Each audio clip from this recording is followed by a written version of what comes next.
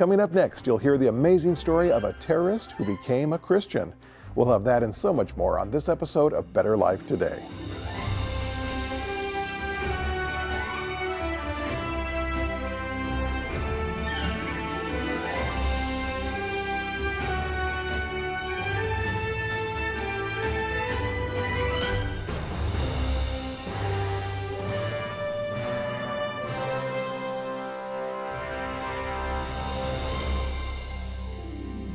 Hello and welcome to this episode of Better Life Today.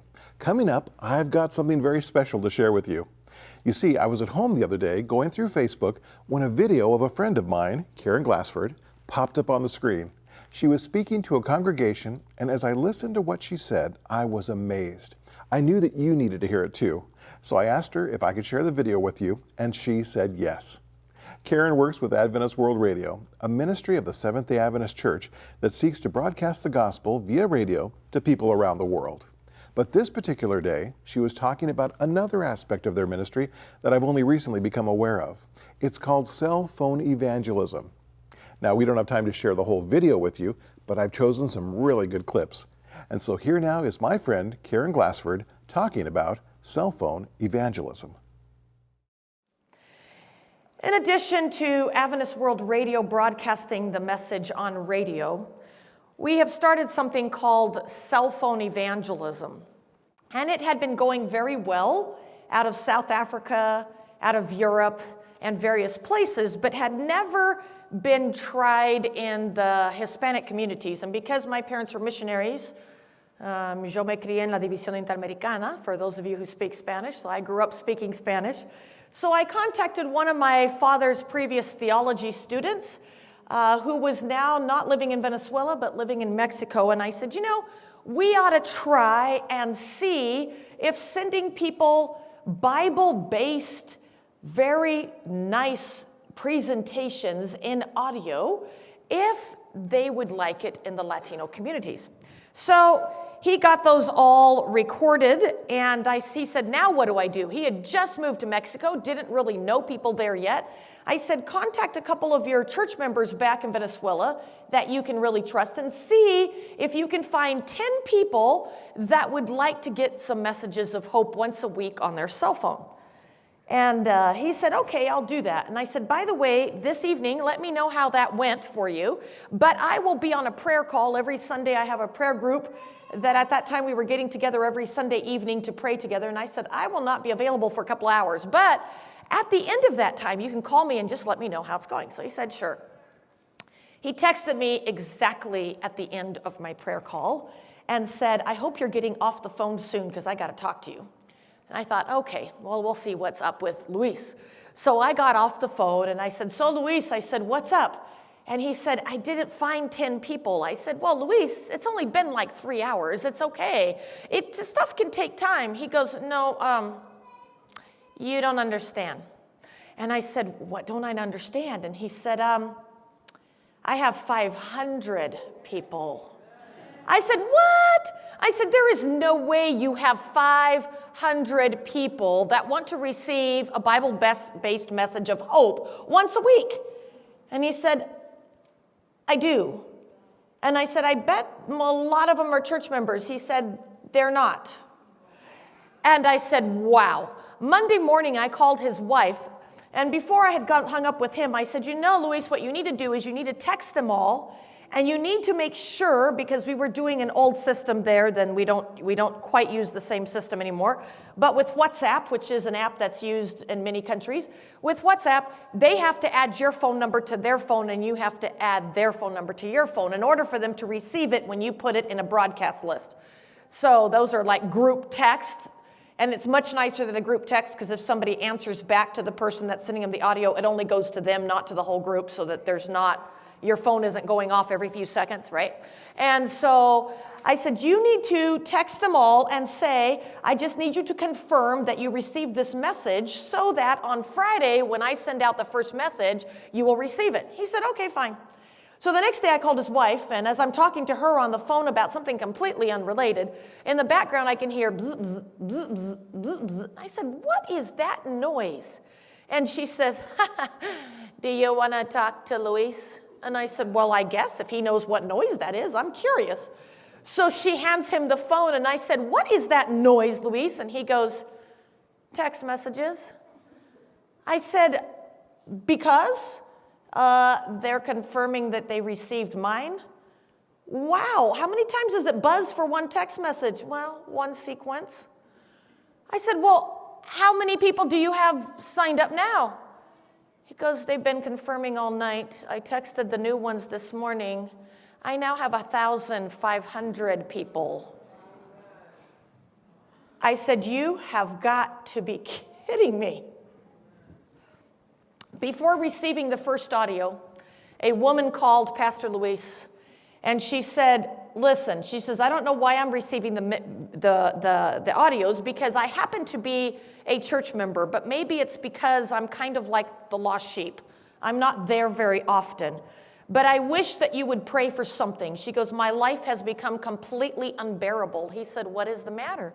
And she said, my husband has just retired. He is older than me from military service. He now has a very good pension, and he has become a drug addict, and he beats me.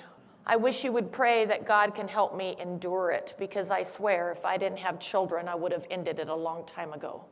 Pastor goes, no, I won't pray for that. She goes, excuse me? He said, no, I'm going to pray that God changes your husband. And she laughed and she said, does the name Mike Tyson mean anything to you, Pastor Luis? It was a very professional athlete who one time got so angry he bit somebody's ear. Okay?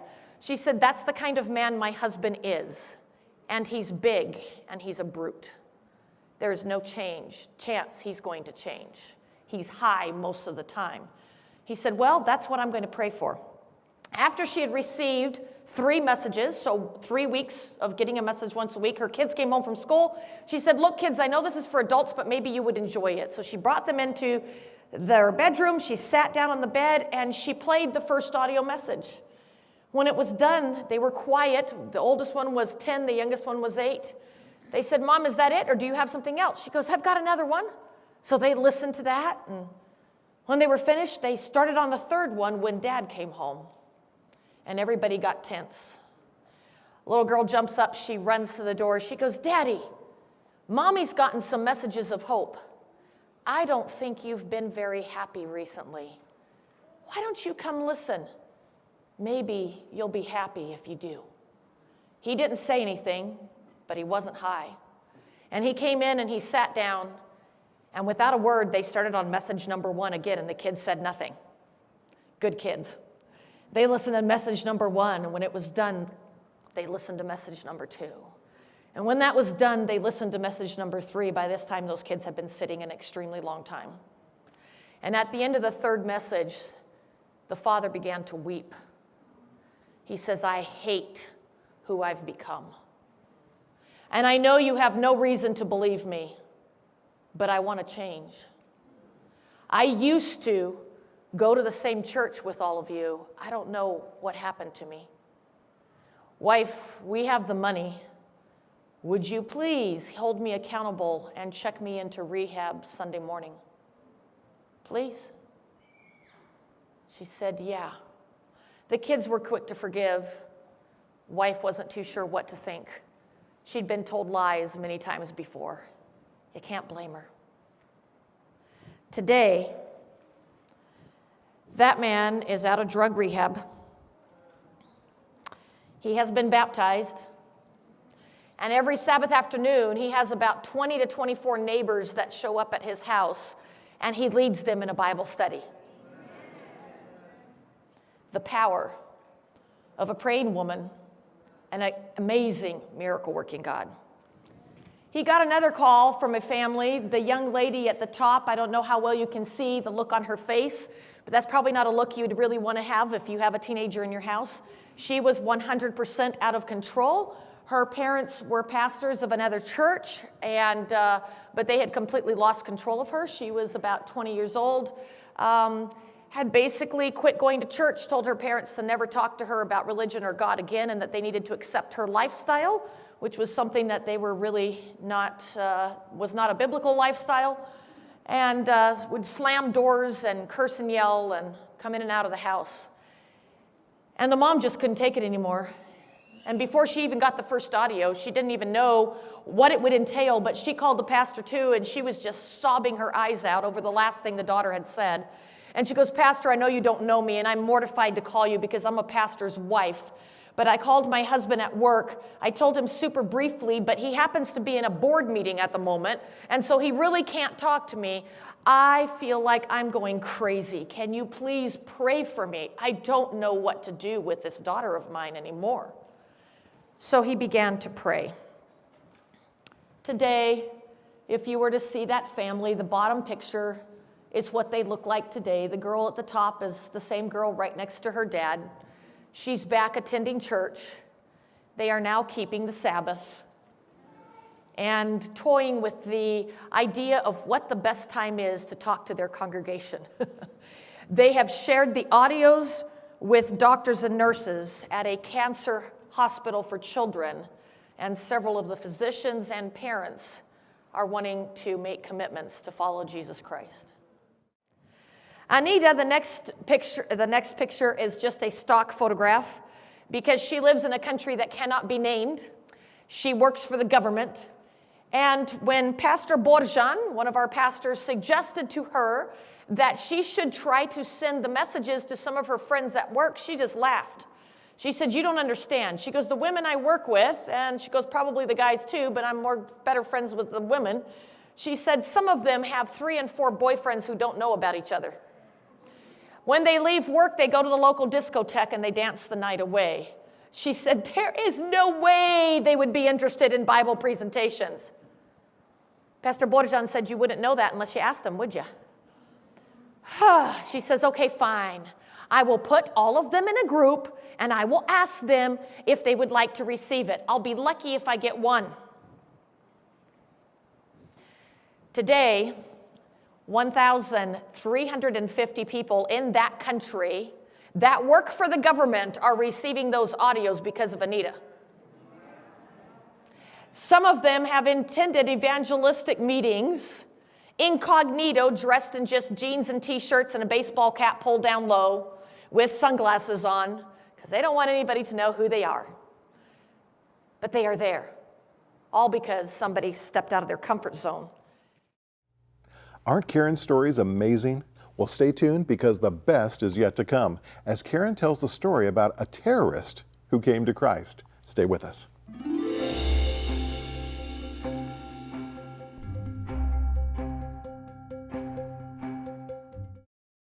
Better Life Broadcasting is a viewer-supported Christian media ministry that offers streaming programming via apps on various devices.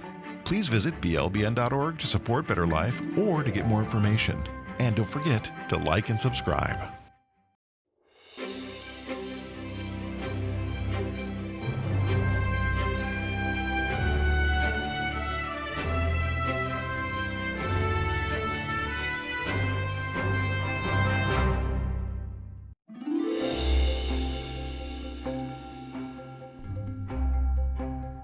Welcome back to Better Life Today. We've been listening to Karen Glassford talk about cell phone evangelism and the amazing results that Adventist World Radio has seen from it. Here again is Karen Glassford. And I'm going to tell you a story really briefly that I cannot show any pictures. I actually don't have any pictures, and you'll understand why. But Pastor Borjan was called one day very quietly over the phone, and the person said in just a barely above a whisper, "Are you the pastor that sends out audios?" And he said, "I am." And he said, "When are you going to be in my country?" And he named off his country. And he said, "I don't know. I don't live particularly close there." And he said, "Why?" He said, "I am a commander in," and he named off a terrorist organization. "Somebody has been sending me your recorded audios." Not you, somebody else has been sending them to me. I had to dig to get your number, but I got it. "I have questions. Keep my number. If you're ever in my country, stop and see me. I guarantee you your safety. You probably shouldn't trust me, but I will make good on this. Bye." And he hung up. Pastor Borjan called us and we said, "Wow, that terrorist organization is well known. Let's pray about it." We prayed, we thought about it, we talked about it for a couple of weeks. And we said, "You need to go." If you want to go, you need to go. He says, oh, I want to go. So he went, met with this person in somebody else's house. We don't know whose because there was nobody there. And the man said, look, I have never been to church, but I have received all 26 presentations, and I believe everything. But I have a terrible problem. There's one thing I cannot believe. He said, what? He says, I cannot believe that God could forgive me for all the things that I've done. Pastor Borjan says, do you not know the Bible says that while we were yet sinners, Christ died for us? He goes, yeah. Were you raised a Christian? I was, said Pastor Borjan. Yeah. So that applies to you. Let me guess. When you were 5 years old, you went into a store and you stole a piece of candy. That verse would apply to you. When you were in high school, maybe you copied an answer on a test, one answer. That would apply to you. God could never forgive me. He'd have to apologize to the devil if he did, because I'm basically the devil incarnate. Pastor goes, no, but, and he goes, no, you don't understand. Listen. And for the next few hours until 3 o'clock in the morning, he told him stories. Pastor Borjan said, Karen, I'm not going to even tell you what he told me. He said, you won't sleep at night. Voice of experience. He said, that man has done every crime you can imagine, and some to men, women, children, not to mention all the murders that he's committed. It was the most horrific session I have ever sat through in my life to listen to him. When he was done, he said, I'm so sorry for all the stuff I've done. But he couldn't. Forgive me. And he said, if we confess our sins, the pastor said, he is faithful and just to forgive us our sins and to cleanse us from all unrighteousness. Pray for me, Pastor. I wish I could believe that. We prayed for him. We called him the ox because he was as strong as an ox. And we didn't know a name, of course. So we prayed for the ox every single day. 2 months later, we got a phone call. Pastor Borjan went back in the country, drove all day, hiked all night, through the jungles, and that day baptized not just one, but 5 generals from the terrorist organization and 18 soldiers who are now on the run for their life from both the terrorist organization, who sees them as traitors, and the government, who wants information and wants to capture them. Lost, but invaluable.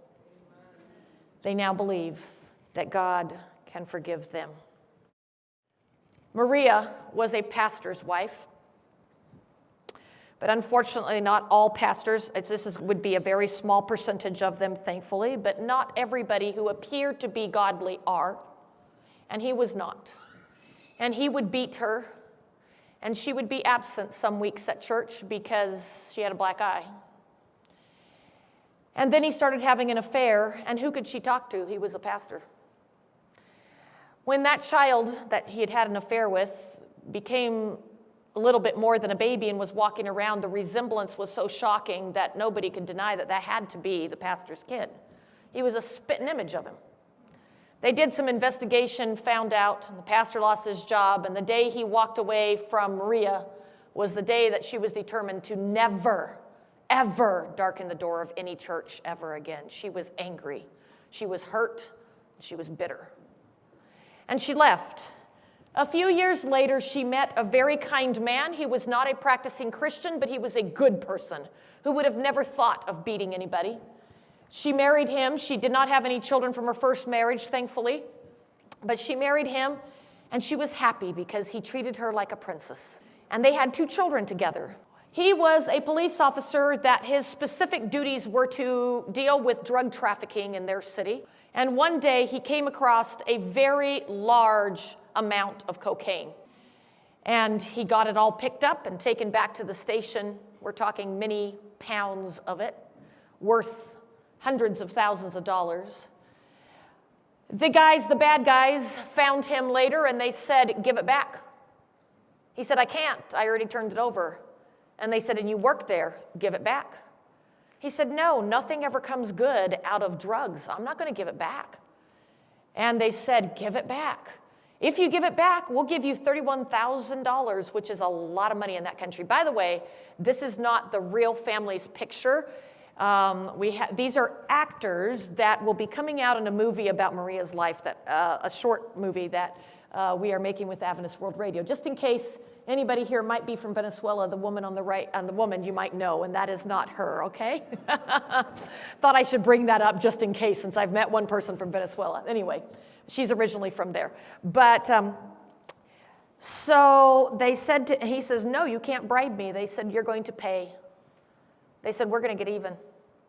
He shrugged and he left. A few days later, his little boy, who was graduating from first grade, that's the way they do it there, they went to the graduation in their own car. An older cousin, because it's just too cool to ride with your older cousin, right? The older cousin had shown up and picked up the kids to take them to the graduation, so they'd gone in 2 different cars.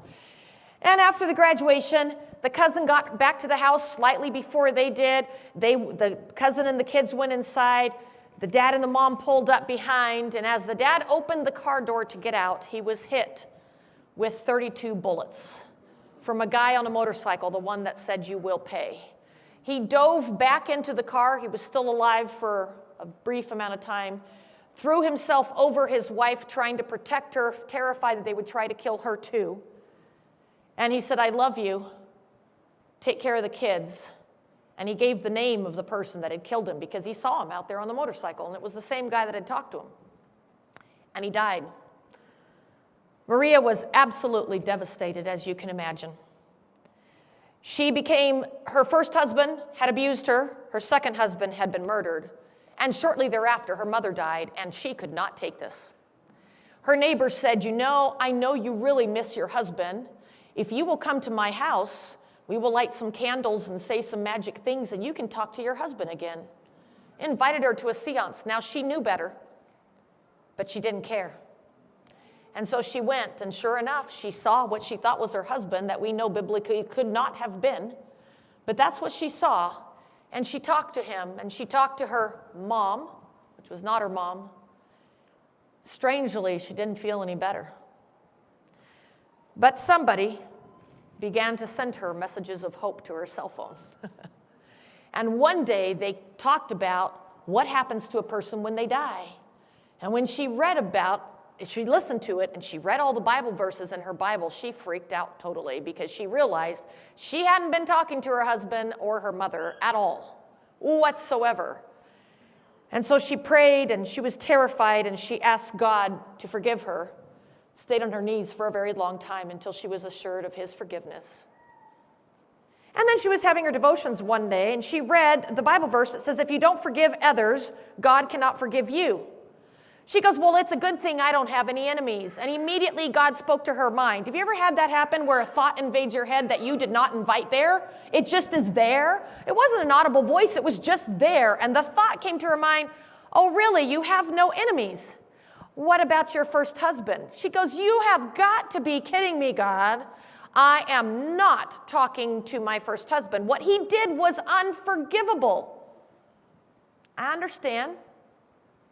If his life were to change, would you want him to go to heaven? Well, yeah, but that, and she came up with some very choice words to call him, isn't going to change. He was a pastor, and look what he did. If you don't forgive others, neither can God forgive you. Now, forgiveness doesn't mean that you say that what they did was right. It's not right. It doesn't mean that you leave yourself in a dangerous situation. No. But it means that you give their eternal destiny over to God. And you pray that they can know the God that can change lives. That's what forgiveness means. And so she came to that conviction and she says, God, so what am I supposed to do about it? Text him. No way. You have his number, don't you? Well, if it's the same number, text him and say that you forgive him and that you've been receiving messages of hope and you'd like to know if you could forward them on to him. Oh, God, do you know how hard that is? Okay, fine. So she texted him. He said, you have got to be kidding. Is this really Maria? She says, it's my number, isn't it? Oh, yeah. You can send them if you want. A few days later, she's having devotions, and for some reason, she comes across that same text again. And she goes, well, God, I already did it. Uh-huh. And what about the killers of your second husband? What? You have got, they're in jail. Mm-hmm. And in the country where you live, the government is corrupt enough and the jails are corrupt enough, almost everybody has their cell phone. Well, I certainly don't have the killer's cell phone number. No, you don't, but I bet you could find it. What he did was unforgivable. Uh-huh. So she thought about it. She started asking questions, and she asked questions of friends who asked friends who asked friends who asked friends who asked friends, and within about a week, she had his number. She said, you murdered my husband. I have been missing him so much. What you did was wrong, but I have chosen to forgive you. And I would like you to find the Jesus that I have found, because someday it would be awesome if you could go to that land where there's not going to be any sickness or any sorrow ever again. Can I forward on the messages I'm receiving? The man was in shock. He is currently receiving Bible studies from an Adventist in his jail, and her husband, number one, is back attending church. I want to thank Karen for sharing those stories with us. Perhaps you'd like to sign up for the special audio messages yourself. It's simple. Just text the word hello for the English version or hola for the Spanish version to 949-860-7007. That's 949-860-7007. And the process will begin. Just follow the instructions you receive. And note that some people may need to put a +1 in front of the number to make it work. Thank you for joining us and for supporting media ministries like AWR and Better Life Broadcasting. If you'd like to become a supporter of Better Life, please visit our website at blbn.org to find out the ways that you can do that. Until next time, remember, give your heart to God, and you too can have a better life today.